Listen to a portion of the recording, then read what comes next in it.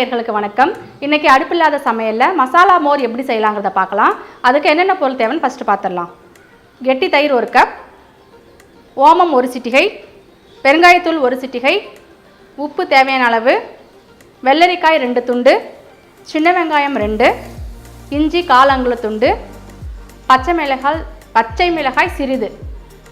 இப்போ என்னென்ன பொருள் தேவைன்னு பார்த்தோம். இப்போ மோர் பார்த்திங்கன்னா வெயில் காலத்தில் நம்ம கெமிக்கல் கலந்த குளிர்பானத்தெல்லாம் குடிக்கிறதுக்கு பதில் நாமளே தயார் செஞ்சு இது ஒரு பானையிலையோ ஒரு பாட்டிலையோ நம்ம ஊற்றி வச்சுக்கலாம். நம்ம எங்கே போனாலும் எடுத்துகிட்டு போகலாம். சீக்கிரமும் புளிக்காமல் நம்ம நிறைய தண்ணி விட்டு இதில் ஓமம்லாம் சேர்த்து செய்ய போகிறோம். அதனால் ரொம்ப நல்லா உடம்புக்கும் ரொம்ப குளிர்ச்சி, ரொம்ப டேஸ்டியாகவும் இருக்கும்.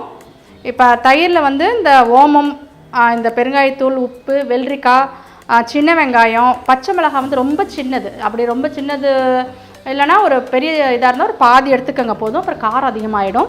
இஞ்சி, இது எல்லாத்தையுமே இஞ்சிலாம் நல்லா தோல் சீவிட்டு சின்னதாக கட் பண்ணி வச்சுருக்கேன். இதை எல்லாத்தையுமே நம்ம மிக்சியில் போட்டு நல்லா அடிச்சுட்டு நம்ம வடிகட்டி தேவையான அளவு தண்ணி ஊற்றி நல்லா ஆற்றி நம்ம பாட்டிலில் எடுத்துகிட்டு போகலாம், நம்ம பருகலாம். ரொம்ப சுவையாகவும் இருக்கும், ரொம்ப உடம்புக்கும் குளிர்ச்சி, உடல் சூட்டை தணிக்கும். நீங்கள் எல்லாருமே செஞ்சு பாருங்கள், ட்ரை பண்ணுங்கள். இப்போ ருசியான மசாலா மோர் தயாராகிடுச்சு. உங்களுக்கு கொத்தமல்லி தேவைன்னா கொத்தமல்லியும் போட்டு இதில் நீங்கள் அரைச்சிக்கலாம், இன்னும் ருசி அதிகமாக இருக்கும். குமுதம் சேனலுக்கு சப்ஸ்கிரைப் பண்ணுங்கள், லைக் பண்ணுங்கள், ஷேர் பண்ணுங்கள்.